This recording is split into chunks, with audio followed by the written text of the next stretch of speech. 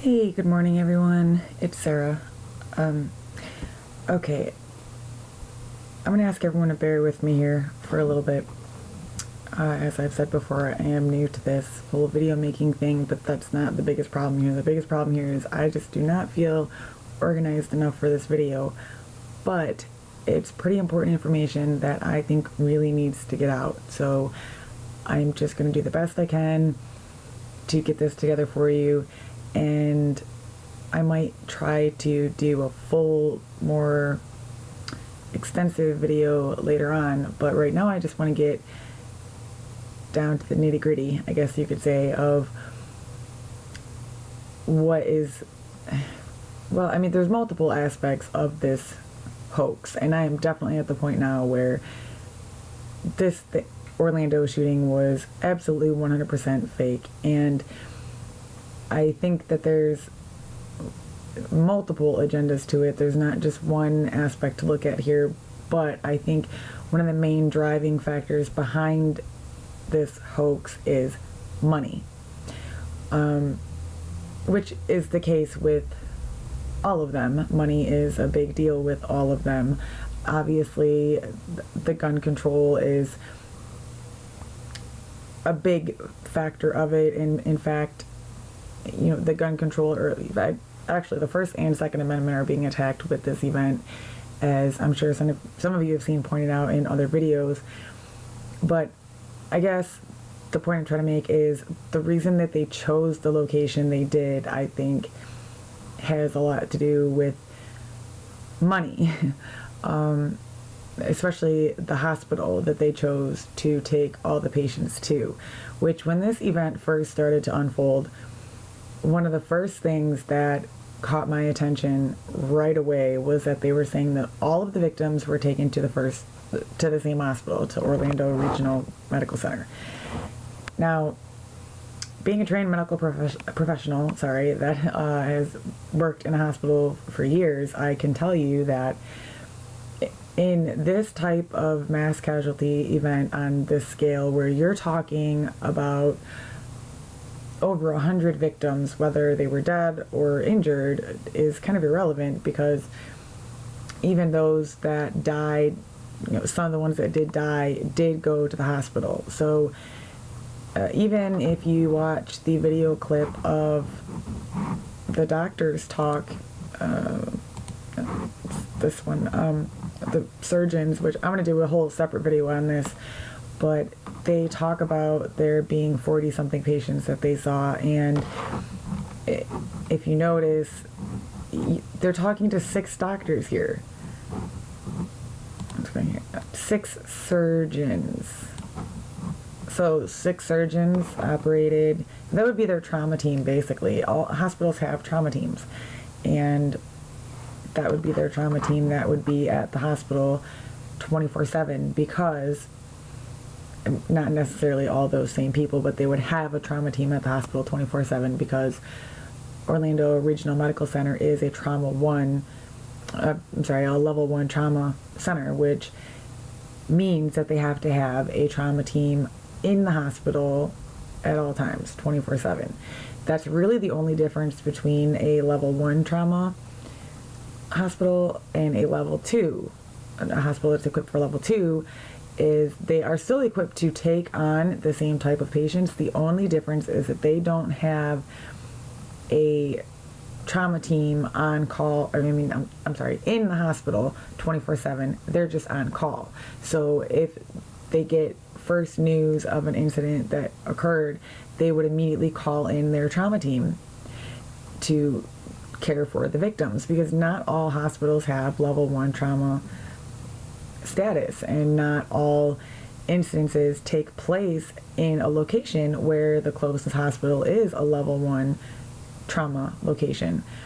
Now, they would still have staff that could handle certain situations while the other staff came in, but I mean, this is kind of all irrelevant, so I'm just going to get into the point here, because I really don't want to make this a really long video. And like I said, you're going to have to bear with me, because I have so much going on right now that it's insane with my computer. So it might actually go a little slow, and if it does, I apologize for that too. But basically what it boils down to here is Orlando Regional Medical Center has had a lot of financial issues over the last few years, between lawsuits, which there's been several lawsuits. Look, I got my Orlando hoax thing going on here. I have been researching this for the last 2 days, pretty much nonstop. And I think during the night last night, I found something that just kind of blew my mind. Kind of sealed the deal for me, I guess you could say, with the things that have been going on and being reported in the news and whatnot over the last couple years when it comes to this particular, not just this particular hospital. ORMC is ran by Orlando Health. They have more than one hospital. It's not just Orlando Regional Medical Center. But there's so many different lawsuits they've had. They've got medical negligence, them taking out wrong body parts, misdiagnosing people, failure to diagnose this guy's tuberculosis, which caused him to become paralyzed from the waist down. Let's see. Then the Arnold Palmer Hospital is another one of their hospitals that got sued, or is still in the process of being sued, over the death of a little boy, which this is actually a very sad story. If you want to read it, I'll leave a link for it. I'm not going to go into all of this because it will be a crazy long video if I do. I just want to touch on the basics of what they've had going on. So, I mean, that's just talking about some of the lawsuits here. Then another one here is we've got where this actually, from what I understand, some of the research I've done on it has turned into, like I said, my computer's going to be going so slow right now because of how much I've got open, but it's turned into a class action lawsuit because they've been overcharging patients for different services, I guess. Like I said, I haven't been able to really look into too much of it.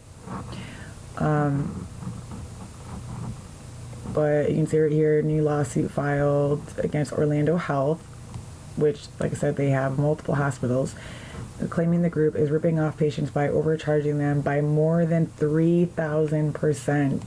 That's just ridiculous.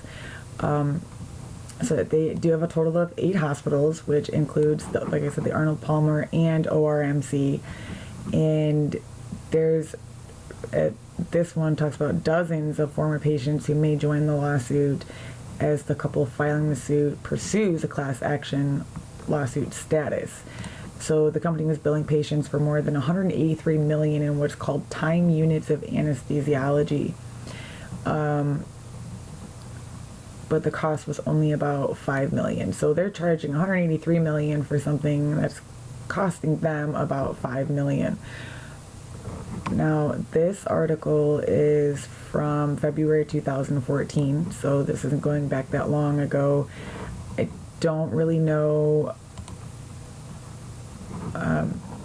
what the status of the lawsuit is either. I can't seem to find too much information about the status of any of the lawsuits. I can find the lawsuits, but when it comes to finding the status of them, that's what I'm coming across here. Now, the next thing I want to talk about here is this one that I had found, an article that came out, I believe, about a year ago. Yeah, so May 2015. 4 new trauma centers open in Florida, ending years of fights. So for years, hospitals in Florida have been fighting over the right to add new trauma centers. The fight came to an end this week as 4 new trauma centers opened in Florida, 1 in Miami, Sarasota, and 2 in Central Florida. So this goes through, and I'll leave a link for this too, so you guys can go through all of it if you want. And it basically explains several different things. It does explain the difference between the level 1 and level 2 trauma centers. And then it kind of gives you some statistics here, but there's one thing that I want to point out. So think this is kind of where it's pretty important here. So this is an interview, and you can read it or listen to it or whatever you want to do. But so, in Orlando would be considered more of a lower income area. It would be more like a Detroit, Chicago, you know, that type of, a hospital being in that type of location, for those of you that don't really know much about Orlando. So up here, okay, it talks about statewide, there are almost 50,000 trauma patients in 2013 in Central Florida. There were about 4,400 trauma patients and about 1,000 were severely injured patients, and that's an area that's 4,000 square miles covering 5 counties.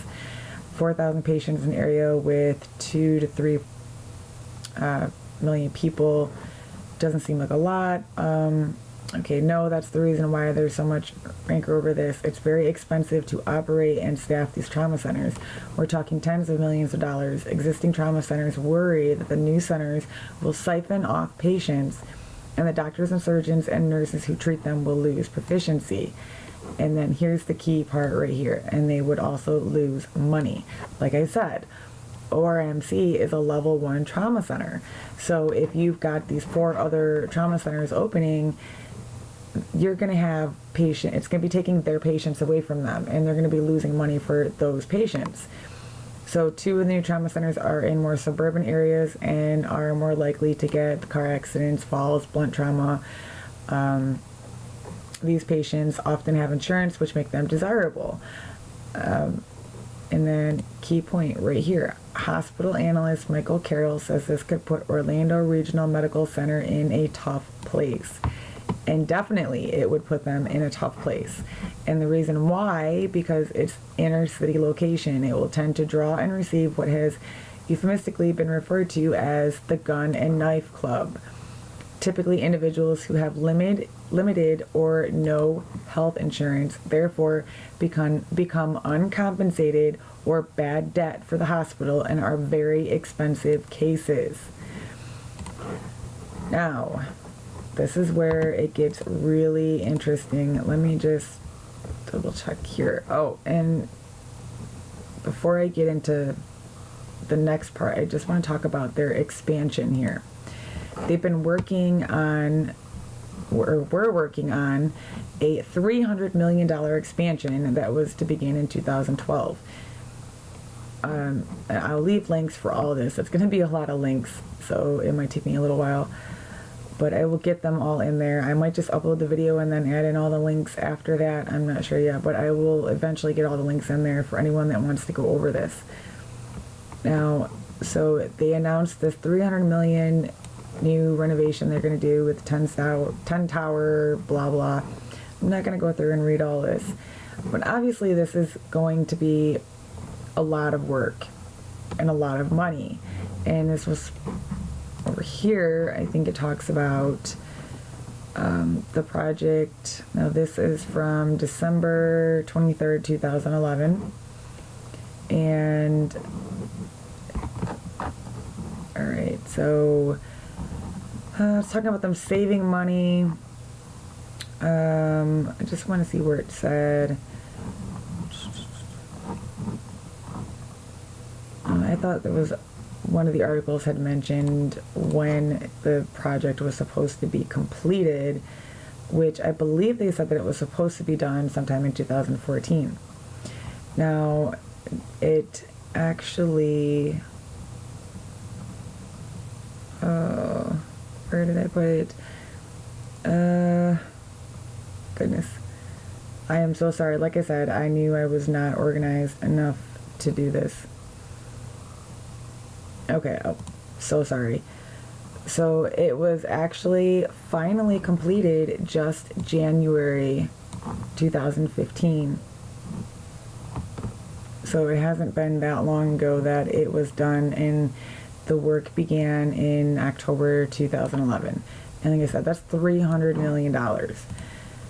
Then some of these other links you can see where it talks about their financial problems. This one talks about how they lost $8.1 million in a quarter.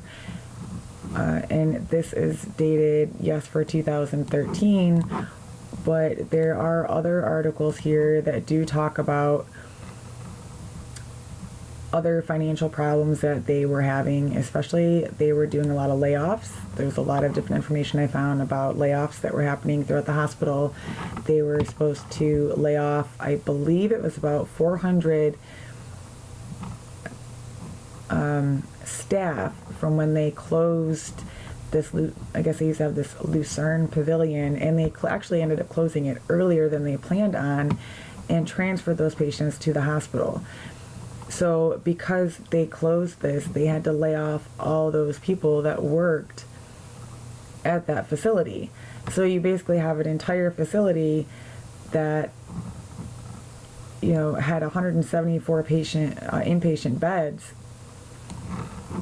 That's a lot of jobs you're talking about that would work in that building. And then you've got, I think so they eliminate 400 jobs. They talk about here, which is a record number of jobs to save money. And this is in 2012.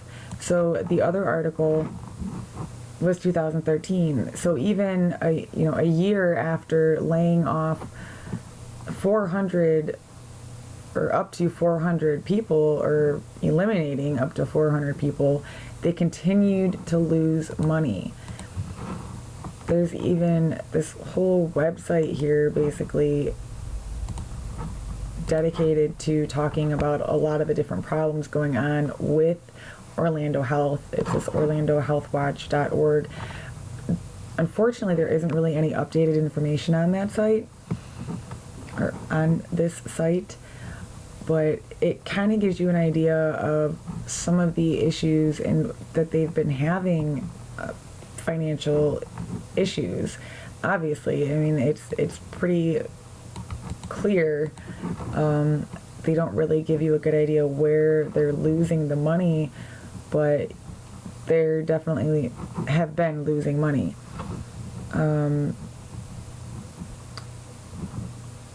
There was, I think, some physician groups they were saying may have had something to do with it as well. Let me just see what else I got here. Just want to make sure that I cover all the stuff that I wanted to cover before I switch to the big stuff. I think this might be one of the ones that was pretty important. Yes, okay, so this is basically where I'm going to get into the really important stuff here, where we're talking more recent. Now right here it says, if I get my way here, okay, federal program paying for care of uninsured ends June 30th.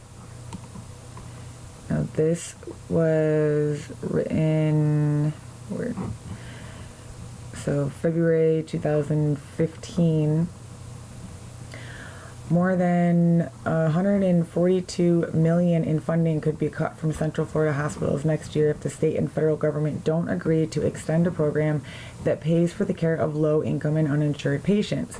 Now remember, ORMC is a hospital that would, a good majority of their patients are going to be low-income and uninsured patients. So statewide hospitals could lose $2.2 billion if the low-income pool program, or LIP, is not extended before it expires on June 30th, which this would be 2015, potentially putting a significant hole in the state budget. Now, Rick Scott, the governor, has played a big role in this. It says Florida Hospital, which has nothing to do with ORMC, stands to lose the most in the Orlando area, with nearly $64.9 million that could be cut, according to the Safety Net Hospital Alliance of Florida, an advocacy for 14 hospitals in the state. Orlando Health could see a cut of nearly $40 million. Now remember, they were putting out $300 million for the construction. They were laying off employees left and right. There was a lot of patients, or I'm sorry, not patients, people that worked at the hospital, nursing staff, other healthcare workers that were trying to fight these layoffs and these cuts that were taking place. And they made a lot of cuts just in the hospital itself. They cut certain what's called shift differential pay, where they pay different amounts for shifts, whether you work day shift, afternoon shift, night shift. You get paid incentives basically to work the afternoon or midnight shift. You would get paid more to work those shifts. I guess they got rid of that, so they weren't paying that. I thought that I had that bookmarked as well. That might be this one. Like I said, I am just not organized enough for this.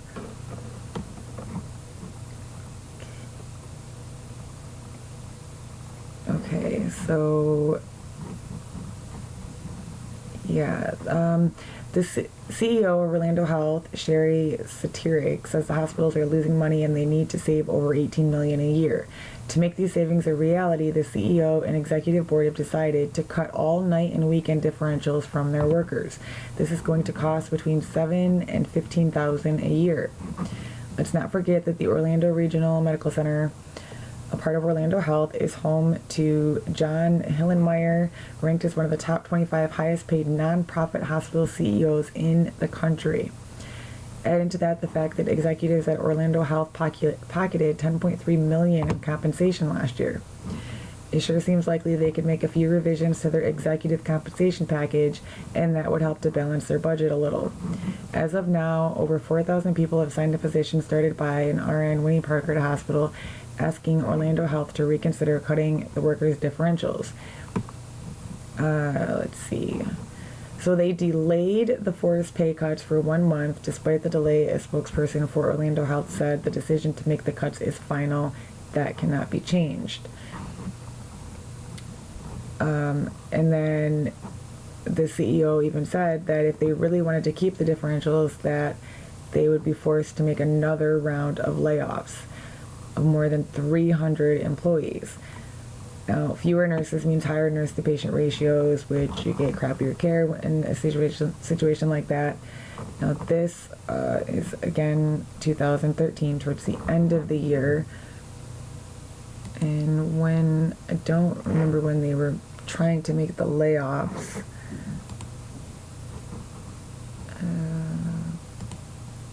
So sorry. So this was 2012, so nearly a year before. So they would have already cut up to 400 jobs and then been talking about cutting even more jobs so that the employees could keep their differential pay. So clearly you can see that the hospital's been having a lot of financial problems, and that's obvious. Now, what I want to go into here, I think, is this story here, which this story came out March 31st, 2015.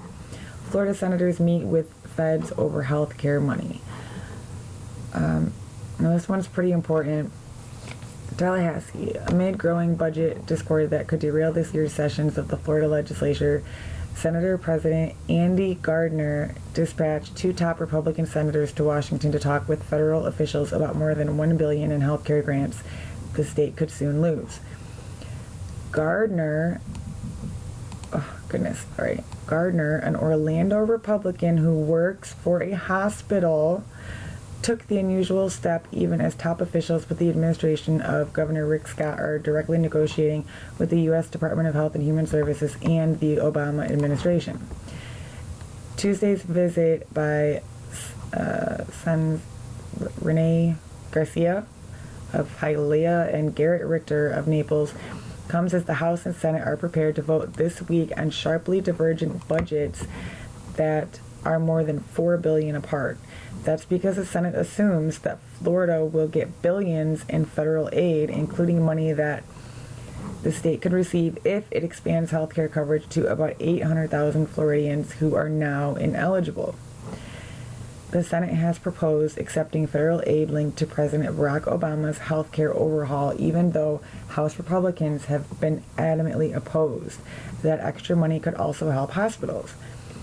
But federal officials have repeatedly emphasized that it would not renew a program where Florida receives extra money for its hospitals that treat the poor and uninsured. The uncertainty about whether the feds might renew the hospital funding in another form has left lawmakers in limbo. Now, read that part again. The uncertainty about whether the feds might renew the hospital funding in another form has left lawmakers in limbo. Maybe they decided to pull off a hoax and get money that way. Okay, so Gardner insisted that senators weren't bypassing the Scott administration and said they were not negotiating anything with the federal government. But he said that with time running out in this year's session, talking directly with federal officials was the prudent thing to do. If we're going to ask members to make a tough decision on some things, I want as much information as I can to give to senators, Gardner said. I just sort of feel like I want to send a couple of senators that I trust and hear what they have to say. Federal officials did not immediately return an email seeking comment Tuesday, but have stressed the funding for the program in its current form ends June 30th. Scott's office did not directly comment on the senator's trip.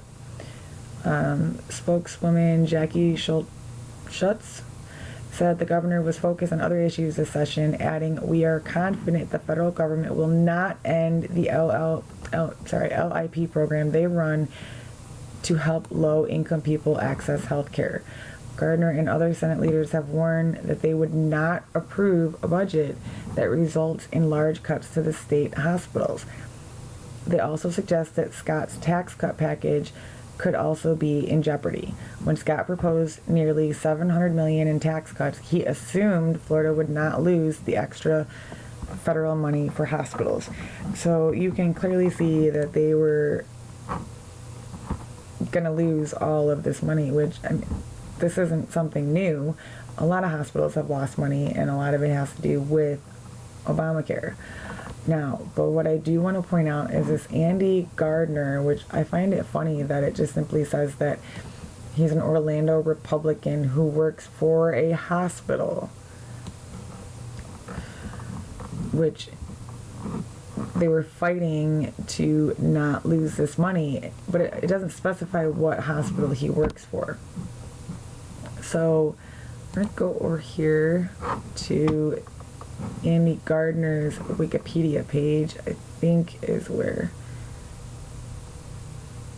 oh my goodness,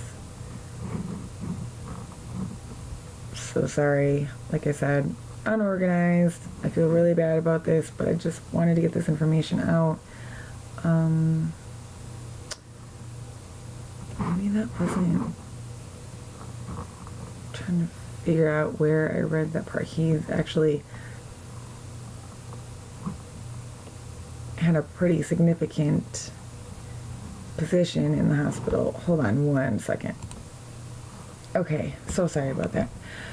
Anyway, so he was selected to serve as president of the Apoca Chamber of Commerce, a position that he held till 2008, when he began working as the vice president of external affairs and community relations at, you guessed it, Orlando Health.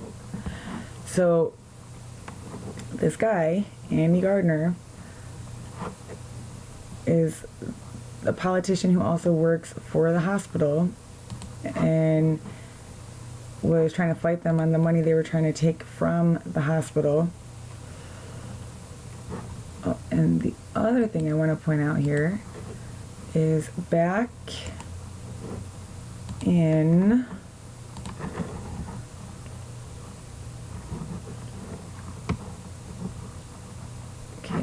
September 2013, the CEO of Orlando Health, I mentioned, Sherry Sitarik, who was the one talking about all the layoffs and all that, she was left her post Thursday immediately after a board meeting. A spokeswoman for the health system said the decision was the board's. Employees had threatened to start a union after Sitarik imposed layoffs, cut the differential pay for night and weekend work, and took other unpopular actions to cope with major financial losses. I don't know if it rankled them that her pay topped $1 million a year, and that she spent a lot of money on consultants who came up with the pay cut idea. So this was back in September 2013. She was forced out. Now, goodness.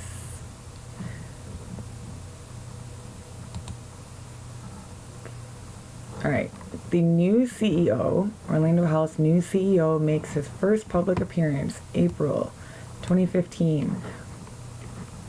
David Strong took over as the new Orlando Health CEO. Now I want to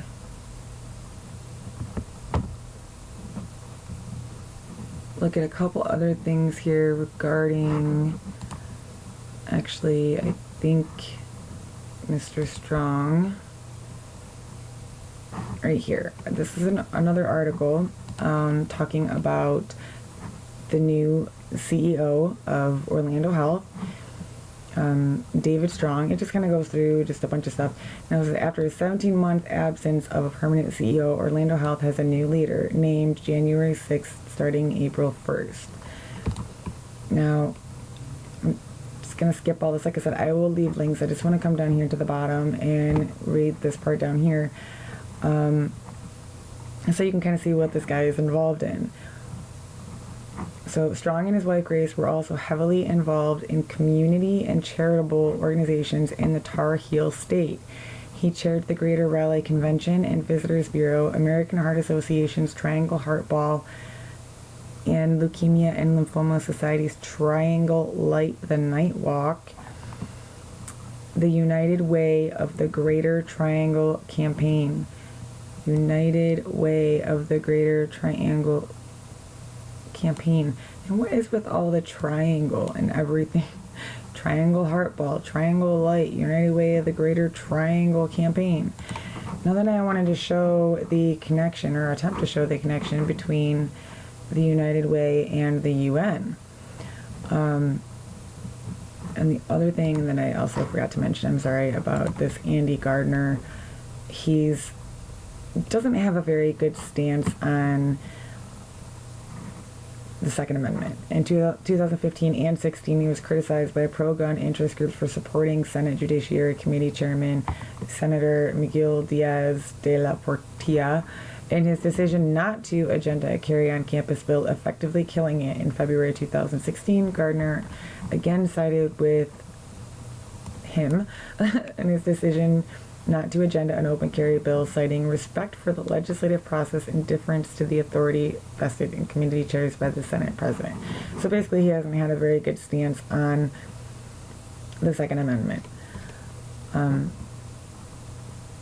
So this guy works for Orlando Health in a very high up position, Vice President of External Affairs and Community Relations.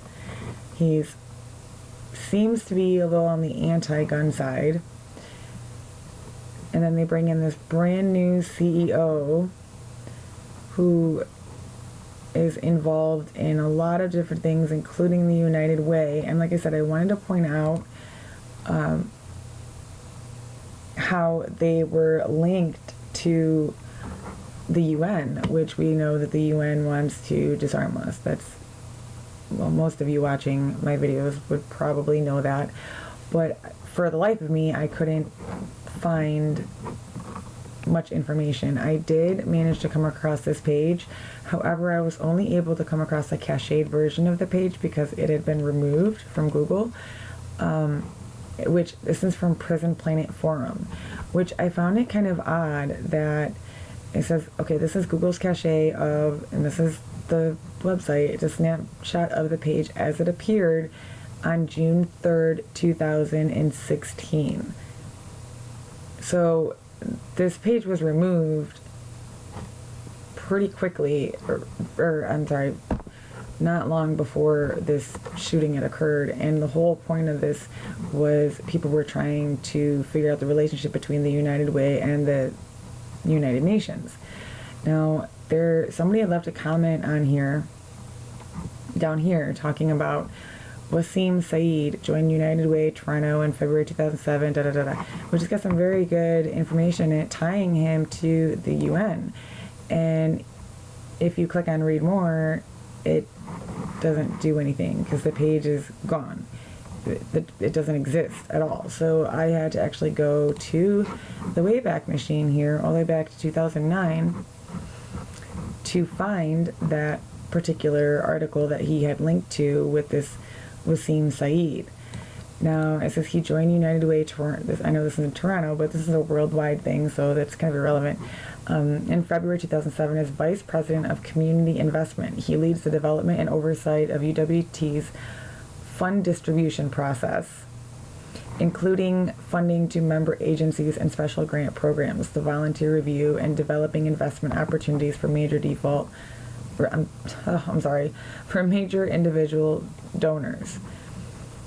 Now, I just want to get to the important part here because I know we're getting a little on the time-consuming side here. So, prior to moving to Canada in 2005, he was head of operations for the United Nations Development Program in Geneva, Switzerland, where he co-managed a U.S. $140 million trust fund for global crisis prevention initiatives. And then from 2001 to 2003, Wasim was head of administration and finance for the United Nations mission in Kosovo, where he oversaw the Kosovo education budget, allotting funds to municipalities and the reconstruction of educational infrastructure. So he was definitely involved in the UN and then came to the United Way as Vice President of Community Investment. So he basically oversees their fund distribution process. I don't know if he still is there or not. Like I said, this page could not be found. I had to go, like I said, all the way back to 2009 to even see that section of it. Because if you look at a more current version, he's not listed there at all. And there's no mention on any of the people on there as far as them being linked to the UN in any way. So that was the only way that I was able to make that connection there with the UN. Now, okay, I'm going to pause it again so I can find something else real quick so you're not waiting. Hold on one second. Okay, and then I did find this through Orlando Sentinel. This is just talking about the incident and how people can get help. There's different hotline numbers here. So here's how you can help or get help. And again, I apologize, my computer is moving extremely slow trying to load these pages. But I just want to point out one part here, if I can get it to go down. Right here, counseling center serving LGBTQ community is open, offering grief counseling English. Okay. You also can call its hotline. Okay, text to the code. In addition, the Heart of Florida United Way has a 24/7 crisis line at 211, and the Victim Service Center of Central Florida has a hotline. So United Way is involved in one way, shape, or form in this fake Orlando shooting event. So I know that things have been really disorganized here, but I just wanted to show the connection with the money situation, show that there were in fact financial issues with Orlando Health, who runs these 8 hospitals, and they were going down. And then they bring in this brand new CEO who is involved with the United Way.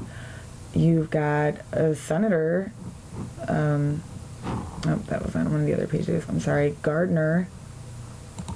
Andy Gardner, who has been fighting to get them to prevent this, the loss of more than $1 billion in healthcare grants. So, I mean, that's a lot of money. And especially when you're talking about a hospital that deals with a lot of, like I said, low income and uninsured patients. And this line with the uncertainty about whether the feds might renew the hospital funding in another form has left lawmakers in limbo. None of this made sense to me from the beginning when I found out that they were all going to the same hospital. That sent up a red flag for me immediately. And then when I started doing the digging, it made perfect sense because they're going broke. They needed money. They desperately needed money. Now they're going to get their money. Let me see if this is the right link.